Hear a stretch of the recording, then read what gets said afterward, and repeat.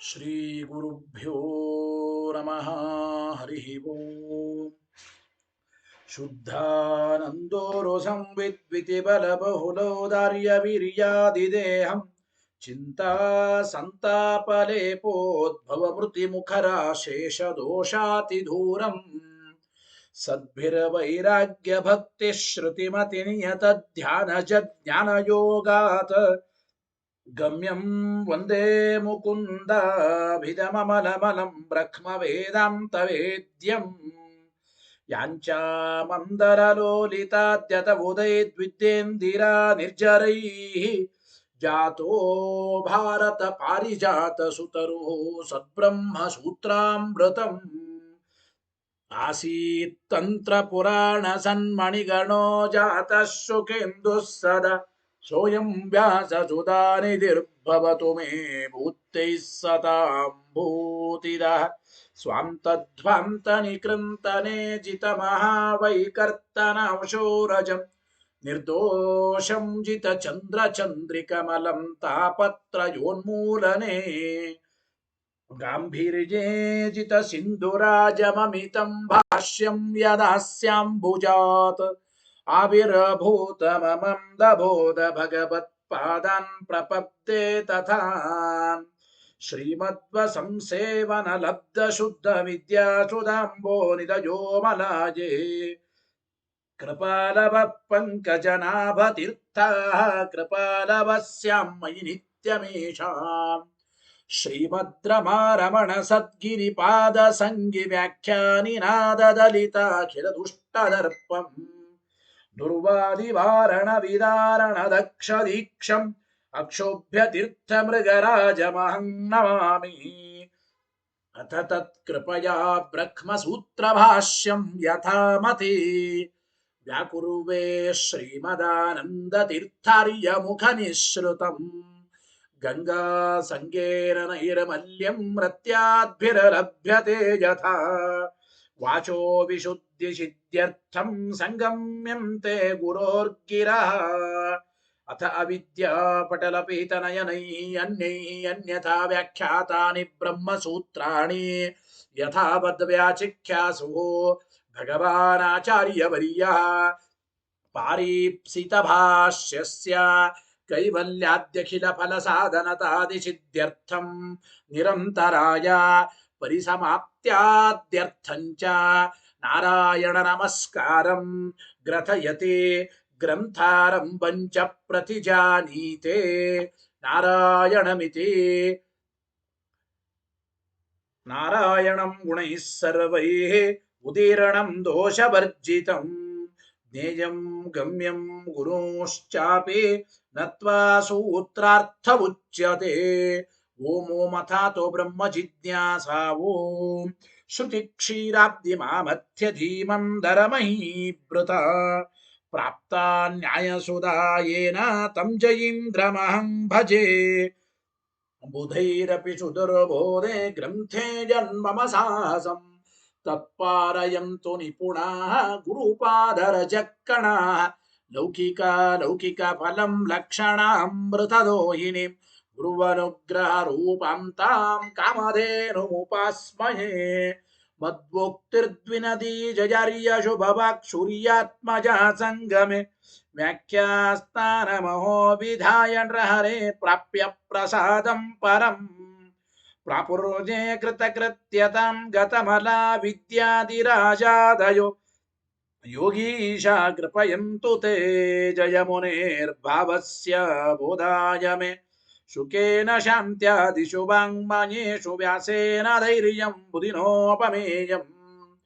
ಮನೋಜಜಿತ್ಯ ಮನಸಾಂ ನಿಪತ್ಯ ರಘುತ್ತಮಾಖ್ಯಂ ಸ್ವಗುರುಂ ನಮಾಮಿ ನ ದಗ್ಧಂ ಯಸ್ಯ ಕೌಪಿ ಮುದತ್ತಮಪಿ ಸ್ಫುಟಂ ವೇದೋ ವ್ಯಾಸ ಗುರುಂ ನೌಮಿ ಶ್ರೀವೇದೇಶ ನಮಸ್ಕೃತಂ ಸತ್ಯನಾಥ ಗುರು ಪಾತೋ ಯೋಧೀರೋ ನವಚಂದ್ರಿಕಾ ನವಾಮೃತ ಗದಾ ತೀರ್ಥ ತಾಂಡವಾನಿ ವ್ಯಚೀಕೃಪತ ಆರೂಢ ಸಹಸಾ ಯತೀಂದ್ರ ಪದವೀಂ ಗತ್ವಾ ಚ ವಾರಾಣಸಿ ತತ್ರತ್ಯಾನ್ ಕುಮತ ಪ್ರಚಾರ ನಿರತಾನದ್ವೈತ ದಿಗ್ಧಂತಿನಃ ಪ್ರೌಢಾರ್ಥೇ ವಚನೆ ಸುಯುಕ್ತಿ ಖಚಿತೈ ಸಂಬೀಜಯನ್ಮೋದಯನ್ ಸತ್ಯಧ್ಯಾನ ಸುಖೇ ಸರಿ ವಿಜಯತೆ ಪಾದಾಸಿತ ಶ್ರೀಪತೆ ಪ್ರಾವೋಚದ್ಯೋತಿಕಂ ನ್ಯಾಯ ಸುಧಾವಾಕ್ಯಾರ್ಥ ಚಂದ್ರಿಕಾ ಸತ್ಯ ಪ್ರಜ್ಞ ಗುರುರ್ದದ್ಯಾತ್ ಪ್ರಜ್ಞಾಂ ವೈದಾಂತಿಕಿಂ ಸದಾ ಬಂಧುಸ್ತ್ವಂ ಗುರುರಿಷ್ಟದೈವತಮಿತಿ ತ್ವತ್ಪಾದಪಂಕೇರುಹಂ ಪ್ರಾಪ್ತಂ ಮಾಂ ಪರಿಪಾಲಯೇತಿ ಸತತಂ ಯಾಚೇ ನಿಬದ್ಧಾಂಜಲಿ ಚಿತ್ತಂ ಮದ್ಗುಣದೋಷ ಚಿಂತನ ವಿದೋ ನೂನಂ ಮನಾಕ್ಮಾಕೃತಾಃ ಸತ್ಯಾಭಿಜ್ಞ ಗುರೋಸ್ತ್ವದಂಗ್ರಿಯುಗಲಂ ಹಿತ್ವಾ ನ ಮೇ ಸದ್ಗತಿಃ ಸತ್ಯಾಭಿಜ್ಞ ಕರಾಬ್ಜೋತ್ಥಾನ್ ಪಂಚಾಶದ್ವರ್ಷ ಪೂಜಕಾನ್ ಸತ್ಯ ಪ್ರಮೋದ ತೀರ್ಥಾರ್ಯಾನ್ ನೌಮಿ ಸುಧಾರತಾನ್ ವೇದೇಶ ಮುನಿ ಸತ್ಪಾದ ಸೇವಾ ಸಂತ ವೈಭವಾನ್ ಯಾದವಾರ್ಯಾನ್ ವರಸುಧಾ ಟೀಕಾಕಾರಾನ್ ವಯಂ ನುಮಃ ಪೃಥ್ವೀ ಮಂಡಲ ಮಧ್ಯಸ್ಥಾಃ ಪೂರ್ಣಬೋಧ ಮತಾನುಗಾಃ ವೈಷ್ಣವಾ ವಿಷ್ಣು ಹೃದಯಾಃ ತಾನ್ನಮಸ್ಸೆ ಗುರೂನ್ ಮಮ ಆಪಾದ ಮೌಲಿ ಪರ್ಯಂತಂ ಗುರುಣಾಮಾಕೃತಿಂ ಸ್ಮರೇತ್ ತೇನ ವಿಘ್ನಾಃ ಪ್ರಣಶ್ಯಂತಿ ಸಿದ್ಧ್ಯಂತಿ ಚ ಮನೋರಥಾಃ ಶುಭಾಂ ಧ್ಯಾಯಂತಿ ಯೇ ಕಾಮಾನ್ ಗುರುದೇವಃ ಪ್ರಸಾದಜಾನ್ ಇತರಾನ್ ಆತ್ಮಪಾಪೋತ್ಥಾನ್ ತೇಷಾಂ ವಿದ್ಯಾ ಫಲಿಷ್ಯತಿ ಯೈರಹಂ ಶುಕವತ್ ಸಮ್ಯಕ್ ಶಿಕ್ಷಿತೋಸ್ಮಿ ಕೃಪಾಲುಭಿಃ ಶ್ರೀಮಃ ಸತ್ಯಾತ್ಮತೀರ್ಥಾರ್ಯಾನ್ ವಂದೇ ವಿದ್ಯಾ ಗುರುನ್ ಮಮ ಸತ್ಪ್ರಮೋದ ಕೃಪಾಪಾತ್ರಂ ಜಗತ್ಪೂಜ್ಯ ಮಹಾಗುರುಂ ಸದಾ ಸಚ್ಛಾಸ್ತ್ರ ನಿರತಂ ಶ್ರೀ ಸತ್ಯಾತ್ಮ ಮುನಿಂ ಭಜೆ ಸ್ವಸ್ತ್ಯಸ್ತು ಸತಾಮಖಿಲ ಸನ್ಮಂಗಲಾನಿ ಭವಂತು ಶ್ರೀ ಗುರುಭ್ಯೋ ನಮಃ ಹರಿ ಓಂ. ಇವತ್ತಿನ ದಿನ ಬ್ರಹ್ಮಸೂತ್ರ ಭಾಷ್ಯ ತತ್ವಪ್ರಕಾಶಿಕೆಯಲ್ಲಿ ಪ್ರಥಮಾಧ್ಯಾಯದ 2ನೇ ಪಾದದ ಕೊನೆಯ ಅಧಿಕರಣ ವೈಶ್ವಾನರಾಧಿಕರಣ, ಅದರ ಮುಕ್ತಾಯವನ್ನ ಮಾಡೋಣ. ವೈಶ್ವಾನರಾಧಿಕರಣದ ಕೊನೆಯ 2 ಸೂತ್ರಗಳ ಪಾಠ ಬಾಕಿ ಇದೆ. ಈ ವೈಶ್ವಾನರಾಧಿಕರಣ ಸುಮಾರು 32 ಸೂತ್ರಗಳಿಂದ, ಇದು ಯಾವುದು ಈ ಪ್ರಥಮಾಧ್ಯಾಯದ 2ನೇ ಪಾದ ಅನ್ಯತ್ರ ಪ್ರಸಿದ್ಧವಾದ ಲಿಂಗಾತ್ಮಕವಾದ ಶಬ್ದಗಳ ಸಮನ್ವಯ ಮಾಡಿಕೊಡುವ 2ನೇ ಪಾದದಲ್ಲಿ ಒಟ್ಟು 32 ಸೂತ್ರಗಳು. ಕೊನೆಯ 2 ಸೂತ್ರಗಳ ಪಾಠ ಇವತ್ತು ಆಗಬೇಕು. ಗೊತ್ತಾಯ್ತಾ? ಹಿಂದೆ ಆಗಿತ್ತು ಒಂದು ವಿಚಾರ. ಏನಪ್ಪ ಅಂತಂದ್ರೆ, ರೀತ್ಯಂತರೇಣ ಸೂಕ್ತಾದಿ ನಿಯಮಸ್ಯ ಅನ್ಯಥಾ ಉಪಪತ್ತಿಂ ಕಥಯತ ಸೂತ್ರಮುಪನ್ಯಸ್ಯ ವ್ಯಾಚಷ್ಟೇ ಸಂಪತ್ತೇರಿತಿ. ನೋಡಿ, ಏನಪ್ಪ ಅಂತಂದ್ರೆ, ಇನ್ನೊಂದು ರೀತಿಯಾಗಿಯೂ ಕೂಡ ಸೂಕ್ತಾದಿ ನಿಯಮಕ್ಕೆ ಅನ್ಯಥೋಪಪತ್ತಿಯನ್ನ ಹೇಳ್ತಾ ಇದ್ದಾರೆ. ಅಂದ್ರೆ ಅಭಿಪ್ರಾಯ. ಪೂರ್ವ ಪಕ್ಷಗಳು ಒಂದು ಪ್ರಶ್ನೆ ಮಾಡಿದ್ರು, ಅಗ್ನಿ ಮೊದಲಾದ ಶಬ್ದಗಳಿಂದ ವಿಷ್ಣುವೇ ವಾಚ್ಯನಾಗಿದ್ದಾನೆ ಅಂತಂದ್ರೆ, ಅಗ್ನಿ ಅಂದ್ರೆ ವಿಷ್ಣುವೇ, ಇಂದ್ರ ಅಂದ್ರೆ ವಿಷ್ಣುವೇ, ವರುಣ ಅಂದ್ರೆ ವಿಷ್ಣುವೇ, ಎಲ್ಲ ಶಬ್ದಗಳು ವಿಷ್ಣುವಿನನ್ನೇ ಹೇಳಿಕೊಡುತ್ತದೆ ಅಂತಂದ್ರೆ, ಇದನ್ನ ಅಗ್ನಿ ಸೂಕ್ತ, ಇದನ್ನ ವರುಣ ಸೂಕ್ತ, ಇದನ್ನ ಇಂದ್ರ ಸೂಕ್ತ ಅಂತ ಹೇಗೆ ಅನ್ನಬೇಕು ಎಂಬ ಪ್ರಶ್ನೆ. ಅದಕ್ಕೆ ಇನ್ನೊಂದು ರೀತಿಯಾಗಿ ಮತ್ತೆ ಜೈಮಿನಿಗಳ ಇನ್ನೊಂದು ಅಭಿಪ್ರಾಯವನ್ನ ಹೇಳ್ತಾ ಇದ್ದಾರೆ. ರೀತ್ಯಂತರೇಣ, ಇದು ಅಗ್ನಿ ಸೂಕ್ತ, ಇದು ವರುಣ ಸೂಕ್ತ ಅಂತ ಹೀಗೆ ನಿಯಮ ಮಾಡೋದು ಯಾವ ಕಾರಣದಿಂದ? ಎಲ್ಲವೂ ವಿಷ್ಣುವಾಚಕ ಅಂತ ಅಂದುಬಿಟ್ರೆ ಇದು ಅಗ್ನಿ ಸೂಕ್ತ, ಇದು ವರುಣ ಸೂಕ್ತ ಅಂತ ನಿಯಮ ಹೇಗೆ? ಆ ಸೂಕ್ತಾದಿ ನಿಯಮ ಹೇಗೆ? ಅದಕ್ಕೆ ರೀತ್ಯಂತರೇಣ ಸೂಕ್ತಾದಿ ನಿಯಮಸ್ಯ, ಇನ್ನೊಂದು ರೀತಿಯಾಗಿ ಆ ಸೂಕ್ತಾದಿ ನಿಯಮಕ್ಕೆ ಅನ್ಯಥೋಪಪತ್ತಿಯನ್ನ, ಅಂದ್ರೆ ಬೇರೆ ರೀತಿಯಾಗಿ ಇದು ಅಗ್ನಿ ಸೂಕ್ತ, ಇದು ವರುಣ ಸೂಕ್ತ ಅಂತ ಕೂಡಿಸಬಹುದು ಅಂಬೋದನ್ನು ಹೇಳುತ್ತಾ ಸೂತ್ರ ಉಪನ್ಯಸ್ಯ ವ್ಯಾಚಷ್ಟೇ. ಈ ಮುಂದಿನ 31ನೇ ಸೂತ್ರಕ್ಕೆ ಆಚಾರ್ಯರು ವ್ಯಾಖ್ಯಾನ ಮಾಡ್ತಾ ಇದ್ದಾರೆ. ಆಚಾರ್ಯರು ತಾವು ಭಾಷ್ಯದಲ್ಲಿ ಈ ಸೂತ್ರವನ್ನು ಪಠನೆ ಮಾಡಿ ಸೂತ್ರವನ್ನು ಉಪನ್ಯಾಸ ಮಾಡಿ ವ್ಯಾಚಷ್ಟೇ ವ್ಯಾಖ್ಯಾನ ಮಾಡ್ತಾ ಇದ್ದಾರೆ. ಸಂಪತ್ತೇ ರೀತಿ ನಿಧಾನವಾಗಿ ಸೂತ್ರ ಮತ್ತು ಭಾಷ್ಯವನ್ನು ಹೇಳಿ ಅರ್ಥವನ್ನು ತಿಳಿಯೋಣ. ಓಂ ಸಂಪತ್ತೇ ರೀತಿ ಜೈಮಿನಿ ತಥಾ ಹಿ ದರ್ಶಯತಿ ಓಂ. ಏನರ್ಥ ಗೊತ್ತಾ ಇದಕ್ಕೆ? ನೋಡಿ, ಅಜ್ಞಾದಿ ಸೂಕ್ತಗಳನ್ನ ಉಪಾಸನೆ ಮಾಡತಕ್ಕಂಥವ್ರಿಗೆ ಸಂಪತ್ತೇ ಅಜ್ಞಾದಿಗಳ ಪ್ರಾಪ್ತಿಯಾಗುತ್ತದೆ. ಅಂದ್ರೆ ಅಜ್ಞಾದಿಗಳ ಲೋಕ ಪ್ರಾಪ್ತಿಯಾಗುತ್ತದೆ ಅಂದ್ರೆ ಅಭಿಪ್ರಾಯ ಹಿಂದೆ ಹೇಳಿದ್ದೇವೆ. ಅಗ್ನಿ ಎಂಬ ಅಧಿಷ್ಠಾನದಲ್ಲಿ ವಿಷ್ಣುವಿನ ಉಪಾಸನೆ ಮಾಡತಕ್ಕಂತಹ ಭಕ್ತರಿಗೆ ಅಜ್ಞಾದಿಗಳ ಲೋಕದ ಪ್ರಾಪ್ತಿ. ನೋಡಿ, ಅಗ್ನಿಯಲ್ಲಿ ವಿಷ್ಣುವಿನ ಉಪಾಸನೆ ಮಾಡಿದ್ರೆ ಅಗ್ನಿಲೋಕ ಪ್ರಾಪ್ತಿ, ವರುಣನಲ್ಲಿ ಜಲದಲ್ಲಿ ವಿಷ್ಣುವಿನ ಉಪಾಸನೆ ಮಾಡಿದ್ರೆ ವರುಣಲೋಕ ಪ್ರಾಪ್ತಿ. ಹೀಗೆ ಹೇಳಿದ್ದ. ಯಾವ ಸೂಕ್ತ ಉಪಾಸನೆಯಿಂದ ಯಾವ ಲೋಕ ಪ್ರಾಪ್ತಿಯಾಗುತ್ತದೋ ಆ ಸೂಕ್ತಕ್ಕೆ ಅದರ ಹೆಸರು. ಹೀಗೊಂದು ಅರ್ಥವನ್ನ ಮಾಡಬಹುದು ಅಂತ ಅಭಿಪ್ರಾಯ. ಅಜ್ಞಾದಿ ಸೂಕ್ತಗಳನ್ನ ಉಪಾಸನೆ ಮಾಡತಕ್ಕಂಥ ವ್ಯಕ್ತಿಗಳಿಗೆ, ಅಂದ್ರೆ ಅಗ್ನಿ ಸೂಕ್ತದಿಂದ ಉಪಾಸನೆ ಮಾಡುವವರಿಗೆ ಅಗ್ನಿ ಲೋಕ ಪ್ರಾಪ್ತಿ. ಅದಕ್ಕಾಗಿ ಇದನ್ನ ಅಗ್ನಿ ಸೂಕ್ತ ಅಂತ ಕರೆಯುತ್ತೇವೆ. ವರುಣ ಸೂಕ್ತದಿಂದ ವಿಷ್ಣುವಿನ ಉಪಾಸನೆ ಮಾಡತಕ್ಕಂಥವರಿಗೆ ವರುಣ ಲೋಕ ಪ್ರಾಪ್ತಿ. ಹೀಗೆ ನಾವು ವ್ಯವಸ್ಥೆಯನ್ನ ಮಾಡ್ತೇವೆ. ಈ ಒಂದು ಕಾರಣದಿಂದ ಇದು ಅಗ್ನಿ ಸೂಕ್ತ, ವರುಣ ಸೂಕ್ತ ಅಂತ ಹೀಗೆ ವ್ಯವಸ್ಥೆ ಮಾಡಬಹುದು ಅಂತ. ಸಂಪತ್ತೇ ರೀತಿ ಜೈಮಿನಿ ಸಂಪತ್ತೇ. ಸಂಪತ್ತಿ ಅಂದ್ರೆ ಪ್ರಾಪ್ತಿ. ಅಂದ್ರೆ ಅಜ್ಞಾದಿಗಳಲ್ಲಿ ಅಜ್ಞಾದಿ ಸೂಕ್ತಗಳನ್ನ ಹೇಳುತ್ತಾ ಉಪಾಸನೆ ಮಾಡುವವರಿಗೆ ಸಂಪತ್ತೇ ರೀತಿ ಅಗ್ನಿಲೋಕವೇ ಮೊದಲಾದ ಲೋಕಗಳು ಪ್ರಾಪ್ತಿಯಾಗುತ್ತವೆ. ಈ ಅರ್ಥದಲ್ಲಿ ಸೂಕ್ತ ನಿಯಮ ಇದೆ. ಸಂಪತ್ತೇ ಇತಿ ಅಗ್ನಿಲೋಕಾದಿಗಳು ಪ್ರಾಪ್ತವಾಗುತ್ತವೆ.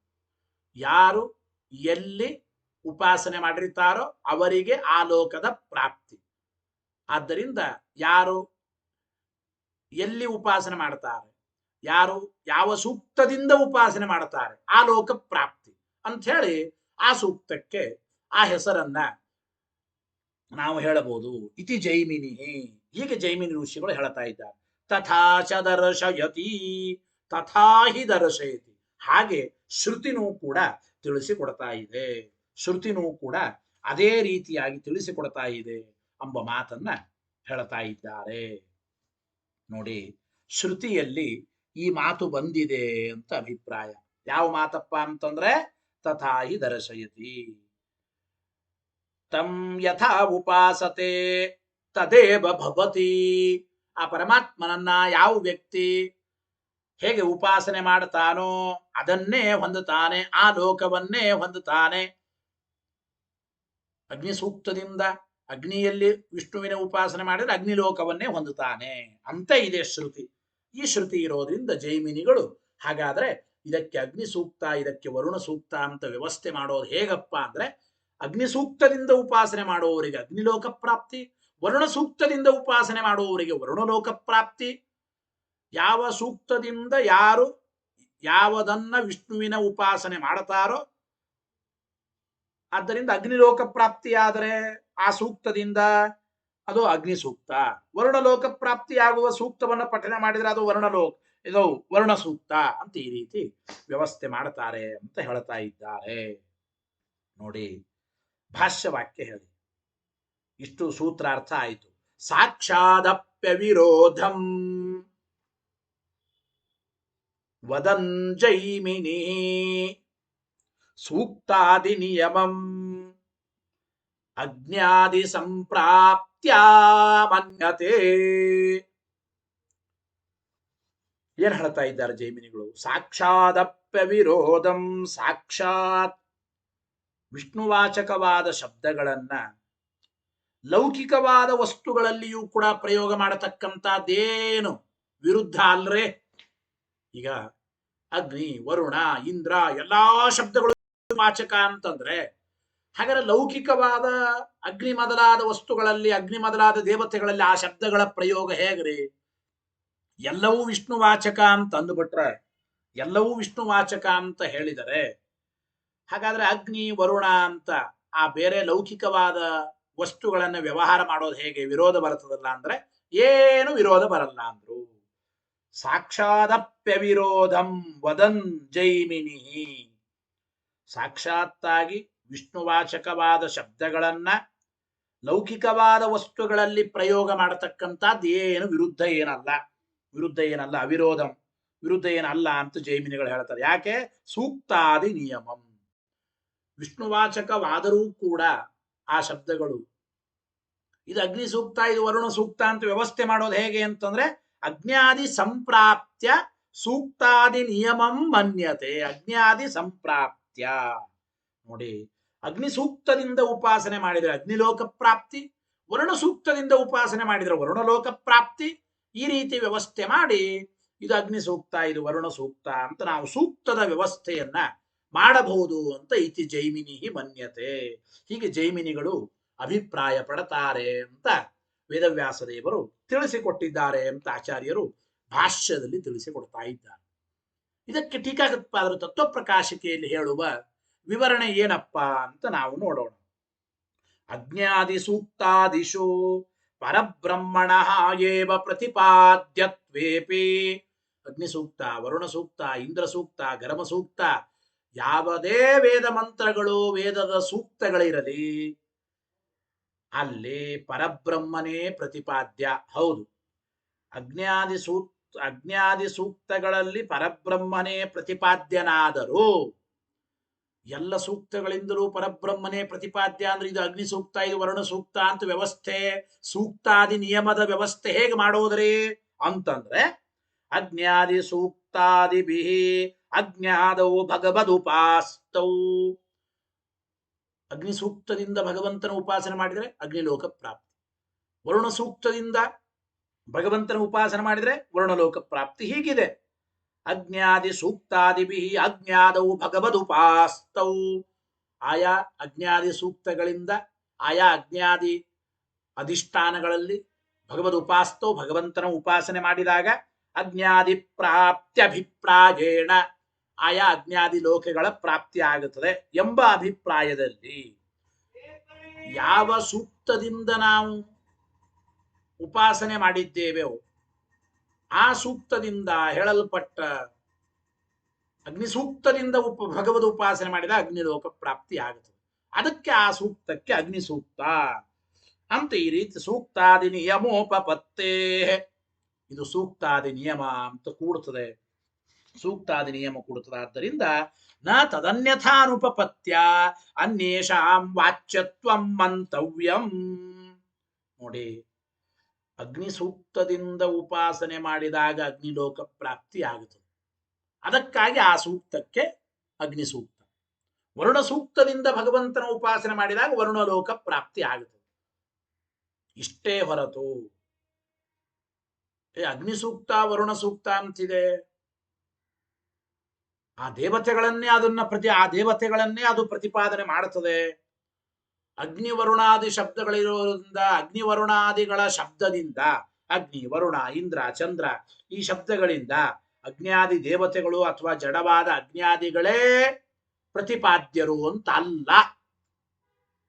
ಅಜ್ಞಾದಿ ಶಬ್ದಗಳಿದ್ದ ಮಾತ್ರಕ್ಕೆ ತದನ್ಯಥಾನುಪಪತ್ಯ ಅನ್ಯೇಷಾಂ ವಾಚ್ಯತ್ವಂ ನ ಮಂತವ್ಯಂ. ಅಜ್ಞಾದಿ ಶಬ್ದಗಳು ಅಜ್ಞಾದಿ ದೇವತೆಗಳನ್ನ ಅಥವಾ ಜಡವಾದ ಅಗ್ನಿ ಮೊದಲಾದವುಗಳನ್ನು ಹೇಳಿಕೊಡುತ್ತದೆ ಅಂತ ಸರ್ವಥಾ ತಿಳಿಯಬೇಡಿ ಎಂಬ ಮಾತನ್ನು ಹೇಳ್ತಾ ಇದ್ದ. ಇತಿ ಜೈಮಿನಿ ಆಚಾರ್ಯ ಮನ್ಯತೆ ಇತ್ಯರ್ಥ. ಈ ರೀತಿ ಜೈಮಿನಿ ಋಷಿಗಳು ಅಭಿಪ್ರಾಯ ಪಡ್ತಾರೆ ಎಂಬ ವಿಚಾರವನ್ನ ತತ್ವಪ್ರಕಾಶಕ ಟೀಕಾರಾಯರು ತಿಳಿಸಿ ಇದರ ಮೇಲೆ ಪ್ರಶ್ನೆ ಇಲ್ಲ. ಜೈಮಿನಿಗಳ ಅಭಿಪ್ರಾಯ ಹಿಂದಿನ ಒಂದು ಸೂತ್ರದಲ್ಲೇ ಬಂತಲ್ಲ, 28ನೇ ಸೂತ್ರದಲ್ಲಿ ಓಂ ಸಾಕ್ಷಾದಪ್ಯ ವಿರೋಧಂ ಜೈಮಿನಿ ಓಂ. 28ನೇ ಸೂತ್ರದಲ್ಲೇನೆ ಜೈಮಿನಿ ಆಚಾರ್ಯರು ಒಂದು ಅಭಿಪ್ರಾಯ ಹೇಳಿದ್ದಾರೆ. ಗೊತ್ತಾಯಿತೋ ಇದು? ಸಾಕ್ಷಾದಪ್ಯ ವಿರೋಧಂ ಜೈಮಿನಿ ಅಂದ್ರೆ ಮುಖ್ಯ ವೃತ್ತಿಯಿಂದ ವಿಷ್ಣುವಿನನ್ನ ಅಜ್ಞಾದಿ ಶಬ್ದಗಳು ಹೇಳಿದರೂ ಕೂಡ ಲೌಕಿಕವು ವ್ಯವಹಾರ ದೃಷ್ಟಿಯಿಂದ ಅಜ್ಞಾದಿ ಶಬ್ದಗಳು ಅಗ್ನ್ಯಾದಿ ದೇವತೆಗಳನ್ನು ಹೇಳಿಕೊಡುತ್ತವೆ, ಯಾವ ವಿರೋಧ ಇಲ್ಲ ಎಂಬುವ ಒಂದು ಅಭಿಪ್ರಾಯವನ್ನ ಹಿಂದಿನ 28ನೇ ಸೂತ್ರದಲ್ಲೇನೆ ಸಾಕ್ಷಾದಪ್ಯ ವಿರೋಧಂ ಜೈಮಿನಿ ಓಂ ಎಂಬ ಸೂತ್ರದಲ್ಲಿ ಜೈಮಿನಿಗಳ ಅಭಿಪ್ರಾಯ ಆಗಲೇ ತಿಳಿಸಿ ಆಯಿತು. ಮತ್ತೆ ಇಲ್ಲಿ 31ನೇ ಸೂತ್ರದಲ್ಲಿಯೂ ಕೂಡ ಓಂ ಸಂಪತ್ತೇ ರೀತಿ ಜೈಮಿನಿ ತಥಾಹಿ ದರ್ಶಯತಿ ಓಂ ಎಂಬ ಈ 31ನೇ ಸೂತ್ರದಲ್ಲಿಯೂ ಕೂಡ ಯಾತಕ್ಕೆ ಹೇಳ್ತಾ ಇದ್ದೀರಿ ಅಂತ ಪ್ರಶ್ನೆ. ಜೈಮಿನಿ ಮತಂ ಕಿಮರ್ಥಂ ಪುನಃ ಉಚ್ಯತೆ? ಜೈಮಿನಿ ಮತ ಹಿಂದೆ 28ನೇ ಸೂತ್ರದಲ್ಲೇ ಹೇಳಿ ಆಯ್ತಲ್ರಿ, ಮತ್ತೆ ಇಲ್ಲಿ 31ನೇ ಸೂತ್ರದಲ್ಲಿಯೂ ಕೂಡ ಜೈಮಿನಿಗಳ ಅಭಿಪ್ರಾಯ ಯಾತಕ್ಕೆ ಪುನಃ ಹೇಳಿದ್ರಿ? ಈ ಮಂದ ಶಂಕಾನಿ ವೃತ್ಯರ್ಥಂ, ಈ ರೀತಿ ಮಂದ ಜನರು ಮಾಡುವ ಶಂಕೆಯನ್ನ ನಿವಾರಣೆ ಮಾಡೋದಕ್ಕಾಗಿ, ಮಂದ ಜನರ ಶಂಕೆಯನ್ನ ನಿವಾರಣೆ ಮಾಡೋದಕ್ಕಾಗಿ ಲೌಕಿಕೌ ವ್ಯವಹಾರೇ ಸಾಕ್ಷಾತ್ ಬ್ರಹ್ಮವಾಚಕತ್ವೇಪಿ ಶಬ್ದಾನಾಂ ಅವಿರೋಧಂ ವದನ್ ಜೈಮಿನಿ ಸೂಕ್ತಾದಿ ವ್ಯವಹಾರಸ್ಯ ಅಜ್ಞಾದಿ ಪ್ರಾಪ್ತ್ಯ ಅನ್ಯಥೋಪಪತ್ತಿಂ ವರ್ಣಯತಿ ಇತ್ಯುಕ್ತಂ ಎಂಬ ಮಾತನ್ನ ಇಲ್ಲಿ ತಿಳಿಸಿಕೊಡ್ತಾ ಇದ್ದಾರೆ. ಅಂದ್ರೆ ನಾ ಹಿಂದೆ ಹೇಳಿದೆ, ಹೌದು ಜೈಮಿನಿಗಳು 28ನೇ ಸೂತ್ರದಲ್ಲಿ ಹಿಂದೆ ಅದು ಒಂದು ಅಭಿಪ್ರಾಯ ಹೇಳಿದ್ರು. ಅಂದ್ರೆ ಒಂದು ರೀತಿಯಾಗಿ ಅಜ್ಞಾದಿ ಸೂಕ್ತದ ನಿಯಮಕ್ಕೆ ಅನ್ಯಥೋಪಪತ್ತಿಯನ್ನು ತೋರಿಸಿದ್ರು. ಏನಂತ?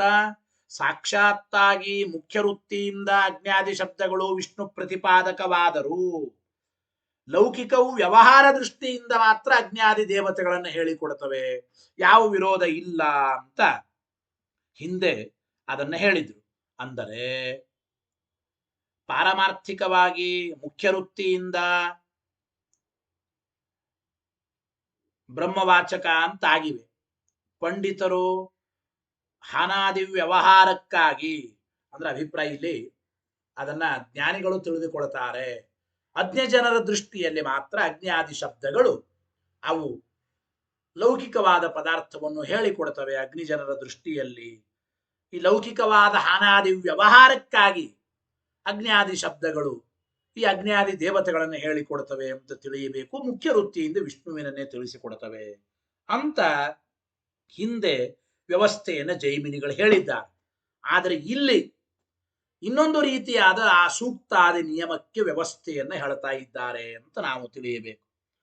ಲೌಕಿಕ ವ್ಯವಹಾರೇ ಸಾಕ್ಷಾತ್ ಬ್ರಹ್ಮವಾಚಕತ್ವೇಪಿ, ಲೌಕಿಕ ವ್ಯವಹಾರದಲ್ಲಿ ಸಾಕ್ಷಾತ್ ಬ್ರಹ್ಮವಾಚಕವಾದರೂ ಶಬ್ದಾನಾಂ ಅವಿರೋಧಂ, ಶಬ್ದಗಳಿಗೆ ಅಂದ್ರೆ ಅಜ್ಞಾದಿ ಶಬ್ದಗಳಿಗೆ ಯಾವ ವಿರೋಧ ಇಲ್ಲ ಅಂತ ಹಿಂದೆ ಹೇಳಿದ್ದು.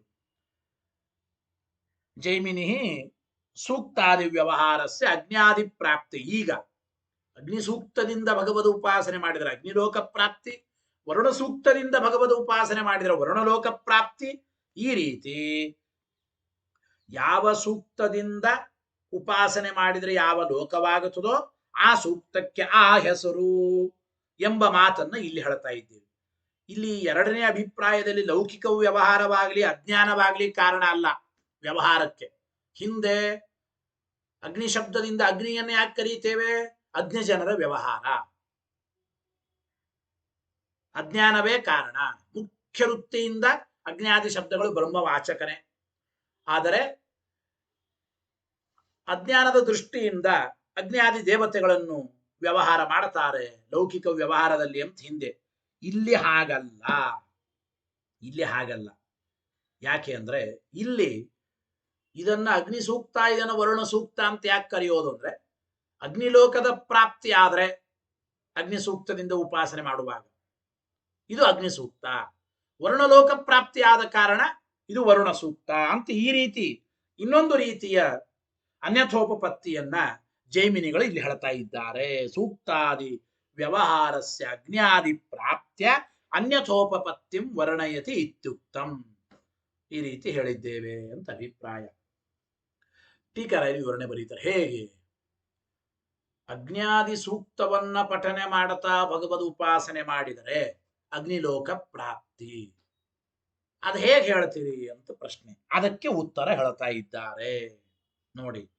ನಾನು ಅಜ್ಞಾದಿಷು ಭಗವದ್ ಉಪಾಸ್ತೌ ಅಜ್ಞಾದಿ ಪ್ರಾಪ್ತಿರ್ಭವತಿ ಇತ್ತೇತತ್ ಕುತಃ. ಇಲ್ರಿ, ಅಜ್ಞಾದಿಗಳಲ್ಲಿ ಅಗ್ನ್ಯಾದಿ ಸೂಕ್ತಗಳನ್ನ ಹೇಳುತ್ತಾ ಭಗವಂತನ ಉಪಾಸನೆ ಮಾಡಿದರೆ ಆಯಾ ಅಗ್ನಿಲೋಕ ವರುಣ ಲೋಕಾದಿಗಳು ಪ್ರಾಪ್ತವಾಗುತ್ತವೆ ಅಂತ ಹೇಗೆ ಹೇಳ್ತೀರಿ? ಯಾವ ಪ್ರಮಾಣದಿಂದ? ಇತ್ತೇ ತತ್ ಕುತಃ ನೋಡಿ. ನನು ಅಂತ ಪ್ರಶ್ನೆ, ಪೂರ್ವ ಪಕ್ಷೀಯ ಪ್ರಶ್ನೆ. ಅಗ್ನ್ಯಾದಿಶು, ಅಗ್ನ್ಯಾದಿ ಅಧಿಷ್ಠಾನಗಳಲ್ಲಿ ಅಗ್ನ್ಯಾದಿ ಸೂಕ್ತಗಳಿಂದ ಭಗವದ್ ಉಪಾಸ್ತವು, ಭಗವಂತನ ಉಪಾಸನೆ ಮಾಡಿದರೆ ಅಗ್ನ್ಯಾದಿ ಪ್ರಾಪ್ತಿರ್ಭವತಿ, ಅಗ್ನ್ಯಾದಿ ಲೋಕಗಳ ಪ್ರಾಪ್ತಿಯಾಗುತ್ತದೆ. ಇತ್ತೇ ತತ್ ಕುತಃ, ಇದನ್ನ ಹೇಗೆ ಹೇಳ್ತೀರಿ ಅಂದ್ರೆ ಇತ್ಯತಃ ಸೂತ್ರ ಸೂಚಿತ. ಈ ರೀತಿ ಪ್ರಶ್ನೆ ಬಂದ್ರೆ ಸೂತ್ರವೇ ಸೂಚನೆ ಮಾಡಿದ ಶ್ರುತಿಂ ಉದಾಹರತಿ, ಶ್ರುತಿಯನ್ನ ಆಚಾರ್ಯರು ಉದಾಹರಣೆ ಮಾಡ್ತಾ ಇದ್ದಾರೆ.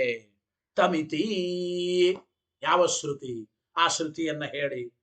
ತಂ ಯಥಾ ಉಪಾಸತೆ, ಎರಡನೇ ಸಲ ತಂ ಯಥಾ ಯಥೋಪಾಸತೆ ಅಂದ್ರೆ ತಂ ಯಥಾ ಯಥಾ ಉಪಾಸತೆ ತದೇವ ಭವತಿ ಇತಿ ದರ್ಶಯತಿ. ಈ ರೀತಿ ಹೇಳ್ತಾ ಇದ್ದಾರೆ. ಇತಿ ದರ್ಶಯತಿ ಏನು? ಅಲ್ಲಿ ಯಾವ ಪರಮಾತ್ಮನನ್ನ ಯಥಾ ಯಥಾ ಉಪಾಸತೆ, ಯಾರ್ಯಾರು ಹೇಗೆ ಹೇಗೆ ಉಪಾಸನೆ ಮಾಡ್ತಾರೆ, ತದೇವ ಭವತಿ. ತದೇವ ಭವತಿ ಅಂತಂದ್ರೆ ತದೇವ ಭವತಿ ಅಂದ್ರೆ ತದೇವ ಪ್ರಾಪ್ನುವಂತಿ. ತತ್ವ ಪ್ರಕಾಶಕ ಟೀಕಾಪಾರ್ಥ ಬರೀ ತದೇವ ಭವತಿ ಅಂದ್ರೆ ತದೇವ ಪ್ರಾಪ್ನುವಂತಿ. ಯಾರು ಹೇಗೆ ಉಪಾಸನೆ ಮಾಡುತ್ತಾರೆ, ಅಗ್ನಿ ಸೂಕ್ತದಿಂದ ಅಗ್ನಿಯಲ್ಲಿ ಭಗವಂತನ ಉಪಾಸನೆ ಮಾಡಿದ್ರೆ ತದೇವ ಭವತಿ, ಅಗ್ನಿ ಆಗ್ತಾನೆ ಅಂತ ಅರ್ಥ, ಅಗ್ನಿ ಲೋಕವನ್ನೇ ಹೊಂದುತ್ತಾನೆ. ವರುಣ ಸೂಕ್ತದಿಂದ ಭಗವದ್ ಉಪಾಸನೆ ಮಾಡಿದ್ರೆ ವರುಣ ಲೋಕವನ್ನೇ ಹೊಂದುತ್ತಾನೆ. ತದೇವ ಪ್ರಾಪ್ನುವಂತಿ ಅಂತ ಅರ್ಥ. ಅಂದ್ರೆ ಅತ್ರ ವ್ಯವಹಾರಸ್ಯ ಉಪಚರಿತತ್ವ ಅಂಗೀಕಾರೇ ಪ್ರಾಗುಕ್ತಾಯೇವ ಅನುಪಪತ್ತಿ ಎಂಬ ಮಾತನ್ನ ಇಲ್ಲಿ ತಿಳಿಸಿಕೊಡ್ತಾ ಇದ್ದಾರೆ. ಪ್ರಾಗುಕ್ತಾಯೇವ ಅನುಪಪತ್ತಿ, ಈ ಒಂದು ವ್ಯವಹಾರ ಔಪಚಾರಿಕವಾದ ವ್ಯವಹಾರ ಅಂತಂದುಬಿಟ್ರೆ ಹಿಂದೆ ಹೇಳಿರತಕ್ಕಂತಹ ಮತ್ತೆ ಒಂದು ಅನುಪಪತ್ತಿನೇ ಇಲ್ಲಿ ಬರುತ್ತದೆ ಎಂಬ ಮಾತನ್ನ ತಿಳಿಸಿಕೊಡ್ತಾ ಇದ್ದಾರೆ. ಇಲ್ರಿ, ಯಾರು ಹೇಗೆ ಉಪಾಸನೆ ಮಾಡ್ತಾರೆ ಅವರಿಗೆ ಅದೇ ಆಗುತ್ತದೆ. ತದೇವ ಭವತಿ, ಅದೇ ಆಗುತ್ತದೆ ಅಂತದ ನೀವು ಅದನ್ನೇ ಹೊಂದುತ್ತಾನೆ ಅಂತ ಹೇಗೆ ಅರ್ಥ ಮಾಡಿದ್ರಿ? ಹೌದು, ತದೇವ ಭವತಿ ಎಂಬುದಕ್ಕೆ ತದೇವ ಪ್ರಾಪ್ನುವಂತಿ. ಯಾತಕ್ಕೆ ಅಂದ್ರೆ ನೋಡಿ, ಭೂ ಪ್ರಾಪ್ತವು ಅಂತಿದೆ, ಗೊತ್ತಾಯ್ತೋ ಇದು? ಭೂ ಪ್ರಾಪ್ತವು, ಭೂಧಾತುವಿಗೆ ಪ್ರಾಪ್ತಿ ಎಂಬ ಅರ್ಥವೂ ಇದೆ. ತದೇವ ಭವತಿ ಅಂದ್ರೆ ತದೇವ ಪ್ರಾಪ್ನುವಂತಿ, ಆ ಲೋಕವನ್ನೇ ಹೊಂದುತ್ತಾರೆ ಎಂಬ ಅರ್ಥವೂ ಇದೆ. ಗೊತ್ತಾಯ್ತಾ? ಭೂಪ್ರಾಪ್ತವು ಎಂಬ ಅರ್ಥವನ್ನು ನಾವು ಇಟ್ಟುಕೊಳ್ಳಬೇಕು ಎಂಬ ಅಭಿಪ್ರಾಯವನ್ನು ಚಿಂತನೆ ಮಾಡ್ತಾ ಇದ್ದಾರೆ. ಇಷ್ಟು ಹೇಳ್ತಾ ಇದ್ದಾರೆ. ಇದಾದ ಮೇಲೆ ಇನ್ನೊಂದು ಮಾತು ಏನಪ್ಪಾ ಅಂತಂದ್ರೆ, ಟೀಕಾಕೃತ್ಪಾದರು ಇದಕ್ಕೆ ಅರ್ಥ ಬರೀತಾ ಇದ್ದಾರೆ.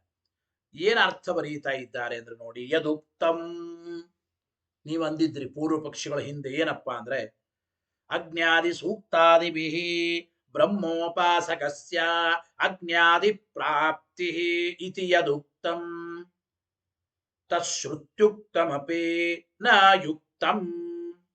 ಅಂದ್ರೆ ಅಜ್ಞಾದಿ ಸೂಕ್ತಗಳಿಂದ,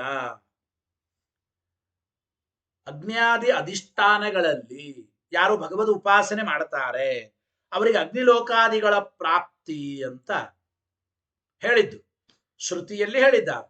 ತಂ ಯಥಾ ಯಥಾ ಉಪಾಸತೆ ತದೇವ ಭವತಿ ಇತಿ ಶ್ರುತ್ಯುಕ್ತಮಪಿ. ಇದು ಶ್ರುತಿಯಲ್ಲಿ ಹೇಳಿದ್ದರೂ ಕೂಡ ಇದು ಸರಿಯಲ್ರಿ. ತಶ್ರುತ್ಯುಕ್ತಮಪಿ ನ ಯುಕ್ತಂ, ಇದು ಸರಿಯಲ್ಲ. ಯಾಕೆ ಅಂದ್ರೆ ಒಂದು ಮಾತಿದೆ, ಮದ್ಭಕ್ತ ಯಾಂತಿ ಮಾಮಪಿ ಇತ್ಯಾದೇಹೇ ಅನ್ಯೋಪಾಸಕಸ್ಯ ಅನ್ಯ ಪ್ರಾಪ್ತೇ ಅಯೋಗಾತ್. ಇಲ್ಲಿ ಒಂದು ಪ್ರಶ್ನೆ ಏನಪ್ಪಾ ಅಂದ್ರೆ ನೋಡಿ, ಗೀತೆಯಲ್ಲಿ ಕೃಷ್ಣ ಒಂದು ಮಾತು ಹೇಳಿದ್ದಾನೆ, ಯಾರು ನನ್ನ ಭಕ್ತರು, ಯಾರು ನನ್ನ ಉಪಾಸನೆ ಮಾಡ್ತಾರೋ ಅವರು ನನ್ನನ್ನೇ ಹೊಂದುತ್ತಾರೆ ಅಂತ ಹೇಳಿದ್ದಾನೆ ಕೃಷ್ಣ.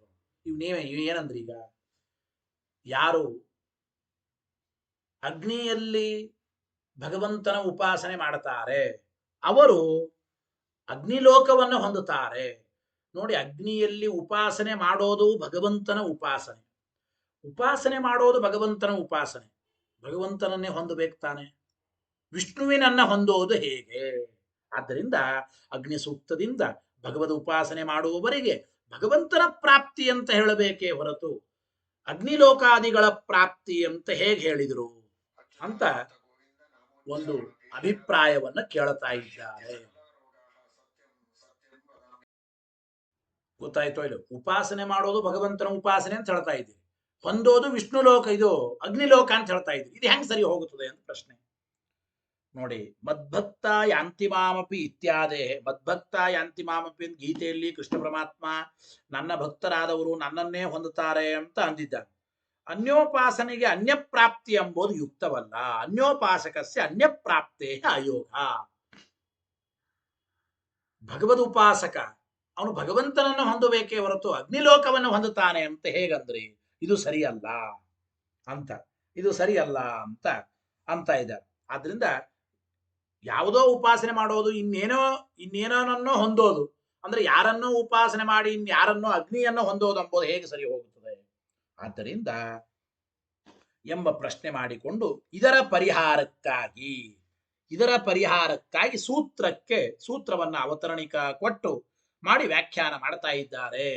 ನಹಿ ಅನ್ಯೋಪಾಸಕ ಇತ್ಯಾದಿ ಮುಂದಿನ ಭಾಷ್ಯವಾಕ್ಯದಿಂದ ನೋಡಿ. ಏನಪ್ಪ ಅಂದ್ರೆ, ಶ್ರುತೋಪನಿಷತ್ಕ ಗತ್ಯಭಿಧಾನಾಚ್ಚ ಇತ್ಯಾದೌ ತದನಭ್ಯುಪಗಮಾಚ್ಚ ಇತಿ ಭಾವೇನ ಆಶಂಕ್ಯ. ಗೀತೆಯಲ್ಲಿ ಕೃಷ್ಣ ಹೇಳಿದ್ದಾನೆ ಒಂದು, ಯಾರು ಭಗವದ್ ಉಪಾಸನೆ ಮಾಡ್ತಾರೆ, ಯಾರು ನನ್ನನ್ನ ಉಪಾಸನೆ ಮಾಡ್ತಾರೋ ಅವರು ನನ್ನನ್ನೇ ಹೊಂದುತ್ತಾರೆ. ಭಗವದ್ ಉಪಾಸನೆ ಮಾಡಿದವರು ಅಂದ್ರೆ ಅಗ್ನಿಯಲ್ಲಿ ಭಗವದ್ ಉಪಾಸನೆ ಮಾಡಿದವರು ಅಗ್ನಿಲೋಕ ನೀವಂದ್ರಿ. ಭಗವದ್ ಉಪಾಸನೆ ಮಾಡ್ಯಾರಿಲ್ಲೋ ಭಗವಂತನನ್ನು ಹೊಂದ್ರಿ, ಅಗ್ನಿಲೋಕ ಹೊಂದಬಾರದು. ನನ್ನ ಉಪಾಸನೆ ಮಾಡಿದ್ರೆ ನನ್ನನ್ನೇ ಹೊಂದುತ್ತಾನೆ ಅಂತ ಗೀತೆಯಲ್ಲಿ ಕೃಷ್ಣ ಹೇಳಿದ್ದಾನೆ ಒಂದು ಮಾತು. ಇನ್ನೊಂದು ಶ್ರುತಿಯಲ್ಲಿ, ಇದು ಸೂತ್ರದಲ್ಲಿಯೂ ಕೂಡ ಶ್ರುತೋಪನಿಷತ್ಕ ಗತ್ಯಭಿಧಾನಾಚ್ಚ ಎಂಬುವ ಸೂತ್ರದಲ್ಲಿ ಅನ್ಯೋಪಾಸಕರಿಗೆ ಅನ್ಯಪ್ರಾಪ್ತಿಯನ್ನು ನಿಷೇಧ ಮಾಡಿದ್ದಾರೆ. ಮಾಡೋದು ಭಗವದ್ ಉಪಾಸನೆ, ಇನ್ನೊಬ್ಬರನ್ನ ಅಗ್ನಿಲೋಕವನ್ನು ಹೊಂದುತ್ತಾರೆ ಅಂತ ಹೇಳೋದು ಇದು ನಿಷೇಧ ಮಾಡಿದ್ದಾರೆ. ಆದ್ದರಿಂದ ಭಗವದ್ ಉಪಾಸನೆ ಮಾಡುವ ವ್ಯಕ್ತಿಗೆ ಅನ್ಯಪ್ರಾಪ್ತಿ ಎಂಬುದನ್ನು ಹೇಗೆ ಹೇಳ್ತೀರಿ ಅಂತ ಇತಿಭಾವೇನ ಆಶಂಕ್ಯ ಈ ಒಂದು ಅಭಿಪ್ರಾಯದಿಂದ ಪ್ರಶ್ನೆ ಮಾಡಿಕೊಂಡು ತತ್ಪರಿಹಾರಾಯ, ಇದಕ್ಕೆ ಪರಿಹಾರವಾಗಿ, ಗೊತ್ತಾಯ್ತಾ, ಈ ರೀತಿ ಶಂಕೆ ಮಾಡಿಕೊಂಡು ಈ ಆಶಂಕೆಯ ಪರಿಹಾರಕ್ಕಾಗಿ ತತ್ಪರಿಹಾರ ಸೂತ್ರಂ ಅವತಾರ್ಯ ವ್ಯಾಚಷ್ಟೆ, ಸೂತ್ರಕ್ಕೆ ಅವತರಣಿಕೆಯನ್ನು ಕೊಟ್ಟು ಆಚಾರ್ಯರು ವ್ಯಾಖ್ಯಾನ ಮಾಡ್ತಾ ಇದ್ದಾರೆ. ಏನಪ್ಪ ಹೇಳ್ರಿ ಭಾಷ್ಯವಾಕ್ಯ. ನಖ್ಯನ್ಯೋಪಾಸಕ ಅನ್ಯಂ ಪ್ರಾಪ್ನುತೆ ಇತಿ ಯುಜ್ಯತೆ ಇತ್ಯತಃ ಆಹ ಓಂ ಆಮನಂತಿ ಚೈನಮಸ್ಮಿನ್ ಓಂ. ಏನರ್ಥ ನೋಡಿ, ನಹಿ ಯುಜ್ಯತೆ ಅಂತ ಅನ್ವಯ ಮಾಡಿಕೊಳ್ಬೇಕದನ್ನು. ಅನ್ಯೋಪಾಸಕ ಭಗವದ್ ಉಪಾಸನೆ ಮಾಡಿದ ವ್ಯಕ್ತಿ ಅನ್ಯಂ ಪ್ರಾಪ್ನುತೆ ಅಂದ್ರೆ ಮತ್ತೊಬ್ಬರ ಪ್ರಾಪ್ತಿ ಅಂಬೋದೇನು ಹೇಳಿದ್ದೀರಿ. ಬೇರೆಯವರ ಉಪಾಸನೆ ಮಾಡಿದ ವ್ಯಕ್ತಿ ಇನ್ನು ಬೇರೆ ಇನ್ಯಾರನ್ನೋ ಹೊಂದುತ್ತಾನೆ. ಅನ್ಯೋಪಾಸಕನಾದ ವ್ಯಕ್ತಿ ಬೇರೆಯವರನ್ನು ಹೊಂದುತ್ತಾರೆ ಅಂತ ಹೇಗಂತೀರಿ? ಇತಿ ನಹಿ ಯುಜ್ಯತೆ, ಇದು ಸರಿಯಾಗೋದಿಲ್ಲ. ಒಬ್ಬನ ಉಪಾಸನೆ ಮಾಡಿದವನಿಗೆ ಮತ್ತೊಬ್ಬರ ಪ್ರಾಪ್ತಿ ಎಂಬುದು ನಹಿ ಯುಜ್ಯತೆ, ಇದು ಸರಿಯಾಗೋದಿಲ್ಲ ಅಂತಂದ್ರೆ ಅದಕ್ಕೆ ಸೂತ್ರಕಾರ್ಯ ಉತ್ತರ ಇತ್ಯತಃ ಆಹ ಓಂ ಆಮನಂತಿ ಚೈನಂ ಅಸ್ಮಿನ್ ಓಂ ಚ ಎಂಬ ಶಬ್ದದಿಂದ ಏನರ್ಥ ಗೊತ್ತಾ? ಅನ್ಯೋಪಾಸನೆಯಿಂದ ಅನ್ಯ ಪ್ರಾಪ್ತಿ ಅಂತೇನು ಶಂಕೆ ಮಾಡಿದ್ದೀರಿ. ಯಾರ್ದೋ ಉಪಾಸನೆ ಮಾಡಿದ್ರೆ ಇನ್ಯಾರನ್ನು ಹೊಂದೋದು, ಅಗ್ನಿಯಲ್ಲಿ ಉಪಾಸನೆ ಮಾಡುವುದು ಭಗವಂತನ ಉಪಾಸನೆ, ಆದ್ರೆ ಅಗ್ನಿ ಲೋಕವನ್ನು ಹೊಂದೋದು ಅಂಬೋದು ಸರಿಯಾದದ್ದಲ್ಲ. ಈ ಶಂಕೆ ಸರಿಯಾದದ್ದಲ್ಲ. ಯಾಕೆ? ಏನಂ ಈ ವಿಷ್ಣುವಿನನ್ನೇ ಅಸ್ಮಿನ್ ಈ ಅಜ್ಞಾದಿಗಳಲ್ಲಿ ಅವನು ಉಪಾಸನೆ ಮಾಡಿದ್ದಾನೆ, ವಿಷ್ಣುವಿನನ್ನೇ ಹೊಂದಿದ್ದಾನೆ ಅಂತ ಅರ್ಥ. ಅದಕ್ಕೆ ಹೇಗೆ ಯೋಗ್ನೋ ತಿಷ್ಠತಿ ಅಂಥೇಳಿ ಯಾವ ವ್ಯಕ್ತಿ ಅಗ್ನಿಯಲ್ಲಿಯೂ ಇದ್ದಾನೆ, ಅಗ್ನಿಯಲ್ಲಿ ವಿಷ್ಣುವಿನ ಉಪಾಸನೆ ಮಾಡಿದವನಿಗೆ ಅಗ್ನಿಲೋಕ ಪ್ರಾಪ್ತಿ ಅಂದ್ರೆ ಅಗ್ನಿಲೋಕದಲ್ಲಿಯೂ ವಿಷ್ಣುವೇ ಇದ್ದಾನೆ, ಆ ವಿಷ್ಣುವಿನ ಪ್ರಾಪ್ತಿ ಅಂತೆ ಅರ್ಥ. ಅದಕ್ಕೆ ಭಗವದ್ ಉಪಾಸನೆ ಮಾಡಿದವನಿಗೆ ಅಗ್ನಿಯ ಪ್ರಾಪ್ತಿ ಅಂತ ಹಿಂಗ ಅರ್ಥ ಮಾಡ್ಕೋಬೇಡ್ರಿ. ಅಗ್ನಿಲೋಕದ ಪ್ರಾಪ್ತಿ ಅಂದ್ರೂ ಕೂಡ ಅಗ್ನಿಲೋಕದಲ್ಲಿರುವ ವಿಷ್ಣುವಿನ ಪ್ರಾಪ್ತಿ ಅಂತೆ ಅರ್ಥ ಮಾಡಿಕೊಳ್ಳಬೇಕು. ಯಾಕೆಂದ್ರೆ ವೇದಗಳು ಹಿಂಗೆ ಹೇಳ್ತಾ ಇವೆ, ಯೋಗ್ನೌ ತಿಷ್ಠತಿ, ಯಾವನು ಅಗ್ನೌ ತಿಷ್ಠನ್, ಯೋಗ್ನೌ ತಿಷ್ಠನ್ ಅಂತ ಹೇಳ್ತಾ ಇದ್ದಾರೆ. ಗೊತ್ತಾಯ್ತೋ ಇದು? ಚ ಅಂತಂದ್ರೆ ಅನ್ಯೋಪಾಸನೆಯಿಂದ ಅನ್ಯ ಪ್ರಾಪ್ತಿ ಎಂಬುದು ಸರಿಯಲ್ಲಲ್ಲ ಅಂತ ಚ ಈ ರೀತಿ ಶಂಕೆ ಮಾಡಬೇಡಿ. ಯಾಕೆ? ಏನಂ, ಈ ವಿಷ್ಣುವಿನನ್ನೇ ಅಸ್ಮಿನ್, ಈ ಅಗ್ನ್ಯಾದಿ ಅಧಿಷ್ಠಾನಗಳಲ್ಲಿಯೂ ಇದ್ದಾನೆ. ಆದ್ದರಿಂದ ಅಗ್ನಿಯನ್ನು ಹೊಂದುತ್ತಾನೆ ಅಂದ್ರೆ ಅಗ್ನಿಯಲ್ಲಿ ವಿಷ್ಣುವಿನೇ ಇದ್ದಾನೆ ಅಂತೆ ಆವನಂತಿ ವೇದಗಳು ಹೇಳುತ್ತಿವೆ. ಇಷ್ಟು ಸೂತ್ರಾರ್ಥ. ಇದಕ್ಕೆ ಭಾಷ್ಯವಾಕ್ಯ ಹೇಳಿ. ಏನಂ ವಿಷ್ಣು ಅಸ್ಮಿನ್ ಅಜ್ಞಾದೌ ಆಮನಂತೆ ಯೋಗ್ನೌ ತಿಷ್ಠನ್ ಯಯೇಷ ಏತಸ್ಮಿನ್ ಅಗ್ನೌ ತೇಜೋಮಯೋ ಅಮೃತಮಯಃ ಪುರುಷಃ ಇತ್ಯಾದಿನಾ. ಏನಪ್ಪ ಅರ್ಥ ನೋಡಿ. ಏನಂ ಅಂತ ಸೂತ್ರದಲ್ಲಿ ಇದೆ. ಏನಂ ಅಂದ್ರೆ ಈ ವಿಷ್ಣುವಿನನ್ನ, ಅಸ್ಮಿನ್ ಅಂತ ಹೇಳಿದ್ದಾರೆ ಸೂತ್ರದಲ್ಲಿ ಶಬ್ದ. ಅಸ್ಮಿನ್ ಅಂದ್ರೆ ಅಜ್ಞಾದಿಗಳಲ್ಲೇನೆ, ಈ ವಿಷ್ಣುವಿನನ್ನ ಅಜ್ಞಾದಿಗಳಲ್ಲೇನೆ ವೇದವಾಕ್ಯಗಳು ಶ್ರುತಿಗಳು ಹೇಳ್ತಾ ಇವೆ. ಆಮನಂತಿ ಹೇಳ್ತಾ ಇವೆ. ಯಾವ ಶ್ರುತಿಯಪ್ಪ ಅಂದ್ರೆ ಬೃಹದಾರಣ್ಯಕ ಉಪನಿಷತ್ತಿನ ಮಾತು ಅಂದ್ರು. ಯೋಗ್ನೌ ತಿಷ್ಠನ್ ಯಜೇಷ ಏತಸ್ಮಿನ್ ಅಗ್ನೌ, ಈ ಅಗ್ನಿಯಲ್ಲಿ ಭಗವಂತ ಇದ್ದಾನೆ ಮತ್ತು ಯಯೇಷಃ ಈ ಅಗ್ನಿಯಲ್ಲಿ, ಏತಸ್ಮಿನ್ ಅಗ್ನೌ ಈ ಅಗ್ನಿಯಲ್ಲಿ ಇದ್ದವನು ಪರಮಾತ್ಮ ಹೇಗಿದ್ದಾನವನು? ತೇಜೋಮಯ, ಅದ್ಭುತ ತೇಜೋರೂಪನಾಗಿ ತೇಜಸ್ವಿಯಾಗಿ ಇದ್ದಾನೆ. ಅಮೃತಮಯ, ಅಮೃತತ್ವವನ್ನು ನೀಡುವ ಪುರುಷ. ಯಾವ ಅಗ್ನಿಯಲ್ಲಿ ಭಗವಂತ ಇದ್ದಾನೆ, ಯಾವ ಭಗವಂತ? ಭಗವಂತ ಹೇಗಿದ್ದಾನಪ್ಪ ಅಂತಂದ್ರೆ ಅವನು ತೇಜೋಮಯ, ಅಮೃತತ್ವ ಅಂದ್ರೆ ಮೋಕ್ಷವನ್ನು ನೀಡುವ ಪುರುಷನಾಗಿ ಇದ್ದಾನೆ. ಮೋಕ್ಷವನ್ನು ನೀಡುವ ಪುರುಷನೇ ಅಗ್ನಿಯಲ್ಲಿ ಇದ್ದಾನೆ ಅಂದ್ರೆ ಇದು ಅಭಿಪ್ರಾಯ. ಅಗ್ನಿಯಲ್ಲಿ ವಿಷ್ಣುವಿನ ಉಪಾಸನೆ ಮಾಡಿದವನಿಗೆ ಅಗ್ನಿಲೋಕ ಪ್ರಾಪ್ತಿ ಅಂದ್ರೆ ಆ ಅಗ್ನಿಯಲ್ಲಿ ಇದ್ದವನು ವಿಷ್ಣುವೇ, ಅಗ್ನಿಲೋಕದಲ್ಲಿ ಇದ್ದವನು ವಿಷ್ಣುವೇ. ಅಗ್ನಿಲೋಕದ ಪ್ರಾಪ್ತಿ ಅಂದ್ರೆ ವಿಷ್ಣುವಿನ ಪ್ರಾಪ್ತಿಗೆ ಅಂತೆ ಅರ್ಥವನ್ನ ಹೇಳಿದ್ದಾರೆ ಅಂತ ತಿಳಿಯಬೇಕು. ಅನ್ಯೋಪಾಸಕನಿಗೆ ಅನ್ಯಪ್ರಾಪ್ತಿ ಆಯಿತಲ್ಲ ಅಂತ ಶಂಕೆ ಮಾಡಬೇಡಿ. ಭಾಷ್ಯ ಮುಗಿಸಿ. ಇತಿ ವೈಶ್ವಾನರಾಧಿಕರಣಂ ಇತಿ ಶ್ರೀಮದ್ ಆನಂದ ತೀರ್ಥ ಭಗವತ್ಪಾದಾಚಾರ್ಯ ವಿರಚಿತೆ ಶ್ರೀಮದ್ ಬ್ರಹ್ಮಸೂತ್ರ ಭಾಷ್ಯೆ ಪ್ರಥಮಾಧ್ಯಾಯಸ್ಯ ದ್ವಿತೀಯ ಪಾದಃ ಸಂಪೂರ್ಣಂ ಶ್ರೀಕೃಷ್ಣಾರ್ಪಣಮಸ್ತು. ಸಮರ್ಪಣೆ ಮಾಡುತ್ತಾ ತತ್ವಪ್ರಕಾಶಿಕ ನೋಡಿ ಕೊನೆಗೆ ಸಮರ್ಪಣೆ. ನ ವಿಷ್ಣುಪಾಸಕಸ್ಯ ಅಜ್ಞಾದಿ ಪ್ರಾಪ್ತ್ಯುಕ್ತಿ ಅಯುಕ್ತ. ಅಗ್ನಿಯಲ್ಲಿ ಉಪಾಸನೆ ಮಾಡಿದ್ದು ವಿಷ್ಣುವಿನ ಉಪಾಸನೆ, ಉಪಾಸನೆ ವಿಷ್ಣುವಿನ ಉಪಾಸನೆ, ಆದರೆ ಹೊಂದೋದು ಪ್ರಾಪ್ತಿಯಾಗೋದು ಅಗ್ನಿಯಾದಿಗಳ ಪ್ರಾಪ್ತಿ. ಇದು ಹೇಗೆ? ಅನ್ಯೋಪಾಸನೆಗೆ ಅನ್ಯ ಪ್ರಾಪ್ತಿ ಆಯಿತಲ್ಲ, ಇದು ಅಯುಕ್ತ ಅಂತ ಅನಬೇಡಿ. ವಿಷ್ಣುವಿನ ಉಪಾಸನೆ ಮಾಡಿದವರಿಗೆ ಅಗ್ನಿಯ ಪ್ರಾಪ್ತಿ ಎಂಬುದು ಅಯುಕ್ತವಾಯಿತಲ್ಲ ಅಂದ್ರೆ ಇತಿನಚ ಅಯುಕ್ತ. ಈ ಹೇಳಿದ್ದು ಸರ್ವಥಾ ಅಯುಕ್ತವಲ್ಲ. ಯಾಕೆ? ಅಜ್ಞಾದಿ ಪ್ರಾಪ್ತಿ ಪದೇನ ಟೀಕಾಕೃತ್ಪಾದ ವಿವರಣೆ ಮಾಡ್ತಾ ಇದ್ದಾರೆ. ಅಜ್ಞಾದಿಗಳನ್ನ ಹೊಂದೋದು, ಅಜ್ಞಾದಿಗಳನ್ನ ಹೊಂದೋದು ಅಂದ್ರೆ ಅರ್ಥ ಏನ್ ಗೊತ್ತೇನ್ರಿ? ಅಜ್ಞಾದಿ ಪ್ರಾಪ್ತಿ ಪದೇನ, ಅಜ್ಞಾದಿಗಳ ಪ್ರಾಪ್ತಿ ಎಂಬ ಪದದಿಂದ ತದಂತರ್ಗತ ಭಗವತ್ ಪ್ರಾಪ್ತೇ ವಿವಕ್ಷಿತತ್ವಾತ್. ಅಜ್ಞಾದಿಗಳ ಪ್ರಾಪ್ತಿ ಅಂದ್ರೆ ಅಜ್ಞಾದಿಗಳ ಅಂತರ್ಗತನಾದ ಭಗವಂತನ ಪ್ರಾಪ್ತಿ ಅಂತೆ ಅಭಿಪ್ರಾಯ ಎಂಬ ವಿಚಾರವನ್ನು ತಿಳಿಸಿಕೊಡ್ತಾ ಇದ್ದಾರೆ. ಗೊತ್ತಾಯಿತು? ಅಜ್ಞಾದಿ ಪ್ರಾಪ್ತಿ ಪದೇನ, ಅಜ್ಞಾದಿಗಳ ಪ್ರಾಪ್ತಿ ಅಂದ್ರೆ ಅಗ್ನಿಲೋಕದ ಪ್ರಾಪ್ತಿ. ಬರೀ ಅಗ್ನಿ ಅಗ್ನಿ ಅಗ್ನಿ ದೇವತೆ ಹತ್ರ ಹೋಗ್ತಾರೆ ಇಷ್ಟೇ ಅರ್ಥ ಅಲ್ರಿ. ತದಂತರ್ಗತ ಭಗವತ್ ಪ್ರಾಪ್ತೇ ವಿವಕ್ಷಿತತ್ವ. ಅಗ್ನ್ಯಂತರ್ಗತನಾದ ಹರಣೀಪತಿ ಪರಶುರಾಮ, ಅಗ್ನ್ಯಂತರ್ಗತವಾದ ಭಗವಂತನ ಪ್ರಾಪ್ತಿಯಂತೆ ಅದಕ್ಕೆ ಅರ್ಥ. ಆದ್ದರಿಂದ ಅನ್ಯೋಪಾಸನೆಗೆ ಅನ್ಯ ಪ್ರಾಪ್ತಿ ಅನ್ನಬೇಡ್ರಿ. ಭಗವದ್ ಉಪಾಸನೆಗೆ ಅಗ್ನ್ಯಾದಿ ಅಂತರ್ಗತನಾದ ಭಗವಂತನ ಪ್ರಾಪ್ತಿ ಅಂತೆ ಅರ್ಥ, ಬರೀ ಅಗ್ನಿಯ ಪ್ರಾಪ್ತಿ ಅಂತ ಅರ್ಥ ಅಲ್ಲ ಅಂತ ಹೇಳಿದಂತಾಯಿತು.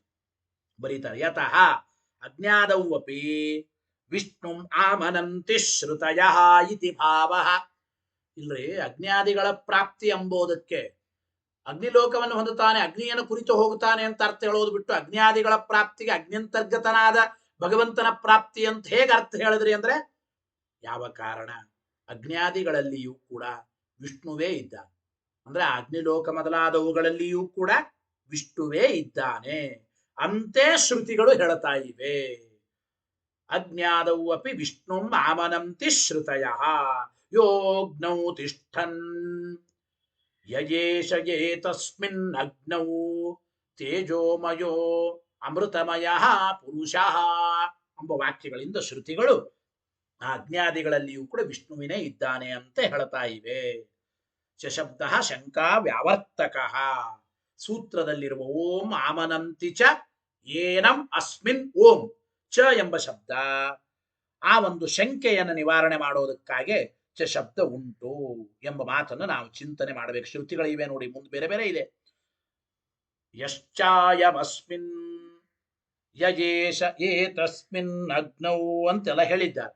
ಈ ರೀತಿ ಸೂತ್ರದಲ್ಲಿ ಚಶಬ್ದದಿಂದ ವೇದವ್ಯಾಸ ದೇವರು ಪೂರ್ವ ಪಕ್ಷಿಗಳು ಮಾಡುವ ಶಂಕೆಯನ್ನು ನಿವಾರಣೆ ಮಾಡ್ತಾ ಇದ್ದಾರೆ ಚಶಬ್ದದಿಂದ. ಅಂದ್ರೆ ಚ ಚ ಅಂದ್ರೆ ಏನರ್ಥ? ಅನ್ಯೋಪಾಸಕನಿಗೆ ಅನ್ಯ ಪ್ರಾಪ್ತಿ ಹೇಗೆ ಎಂಬ ಆಶಂಕೆಯನ್ನು ಮಾಡಬೇಡಿ.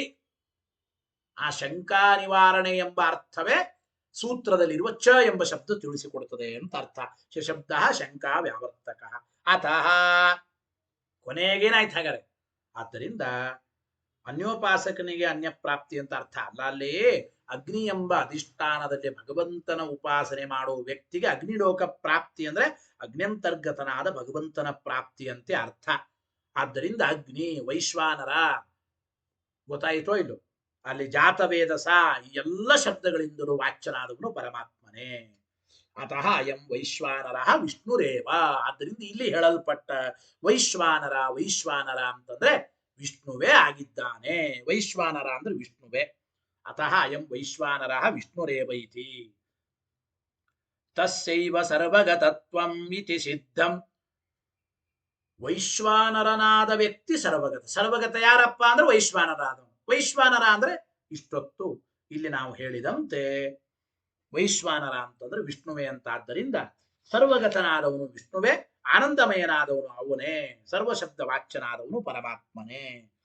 ಆದ್ದರಿಂದ ಅತಃ ಅಯಂ ವೈಶ್ವಾನರ ವಿಷ್ಣುರೇವ ಇತಿ, ಈ ಕಾರಣದಿಂದ ತಸ್ಯೈವ ಸರ್ವಗತತ್ವಂ, ಅವನಿಗೆ ಸರ್ವಗತತ್ವವು ಸಿದ್ಧವಾಯಿತು ಅಂತ ಹೇಳದಂಗಾಯಿತು. ಇತಿ ಶ್ರೀಮದ್ ಆನಂದ ತೀರ್ಥ ಭಗವತ್ ಪಾದಾಚಾರ್ಯ ವಿರಚಿತಸ್ಯ ಶ್ರೀಮದ್ ಬ್ರಹ್ಮಸೂತ್ರ ಭಾಷ್ಯಸ್ಯ ಟೀಕಾಯಾಂ ಶ್ರೀಮದ್ ಜಯತೀರ್ಥ ಮುನಿ ವಿರಚಿತಾಯಾಂ ತತ್ವ ಪ್ರಕಾಶಿಕಾಯಾಂ ಪ್ರಥಮಾಧ್ಯಾಯಸ್ಯ ದ್ವಿತೀಯ ಪಾದ ಸಮಾಪ್ತಃ. ಶ್ರೀಕೃಷ್ಣಾರ್ಪಣಮಸ್ತು.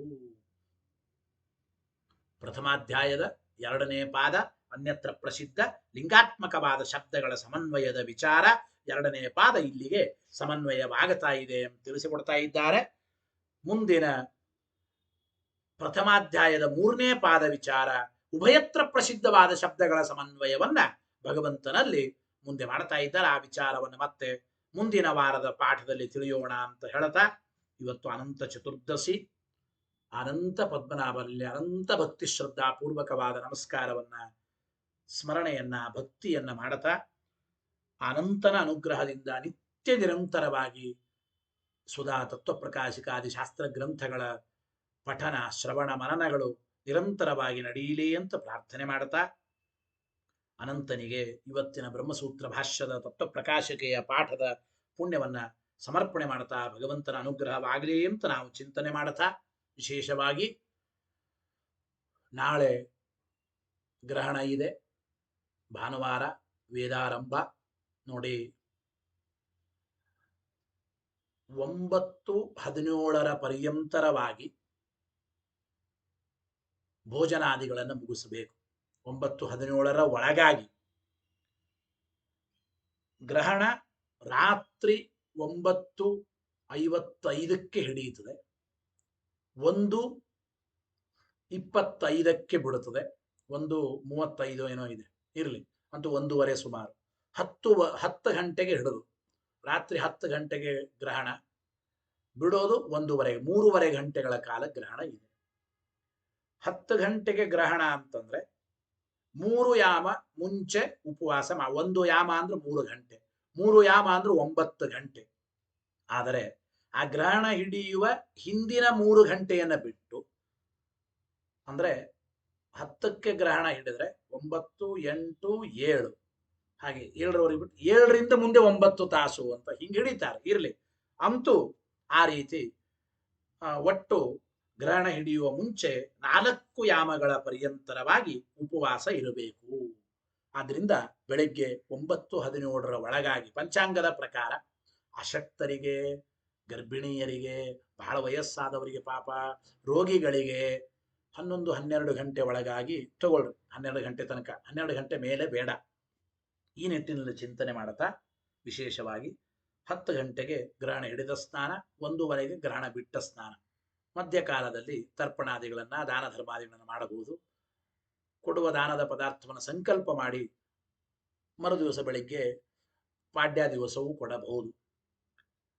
ಜೊತೆಗೆ ಈ ಬಾರಿ ಶತಭಿಷ ನಕ್ಷತ್ರ ಕುಂಭರಾಶಿಯವರಿಗೆ ವಿಶೇಷ ಅನಿಷ್ಟ ಫಲ ಇದೆ. ಆ ಶತಭಿಷ ನಕ್ಷತ್ರ ಕುಂಭರಾಶಿಯವರು ವಿಶೇಷವಾಗಿ ರಜತ ದಾನ, ತಂಡುಲ ದಾನ, ಅಕ್ಕಿಯ ದಾನ, ದಕ್ಷಿಣಾದಿ ದಾನಗಳನ್ನು ಯಥಾಶಕ್ತಿಯಾಗಿ ಅವರೆಲ್ಲರೂ ವಿಶೇಷವಾಗಿ ಮಾಡಬೇಕು ಅಂತ ತಿಳಿಸ್ತಾ, ಜಪ, ಪಾರಾಯಣ, ತಪಸ್ಸು ಬಹಳ ಮುಖ್ಯವಾದದ್ದು ಅಂತ ಮಾಡುತ್ತಾ, ನಾಳೆ ಗ್ರಹಣದ ಆಚರಣೆ ವೇದಾರಂಭದಲ್ಲಿ ಅಂದ್ರೆ ಬೆಳಿಗ್ಗೆ 9:17ಕ್ಕೆ ವೇದಾರಂಭ ಆಗಿರುತ್ತದೆ. ಅದನ್ನು ಸಾಯಂಕಾಲ ಮತ್ತು 4:00ವರೆಗೆ ವೇದಾರಂಭದ ಸಮಯದಲ್ಲಿ ಪಾಠ ಬೇಡ ಅಂತ ಆಚಾರ್ಯ ಹೇಳಿದರು. ಆದ್ದರಿಂದ ನಾಳೆ ಪಾಠ ಇಲ್ಲ.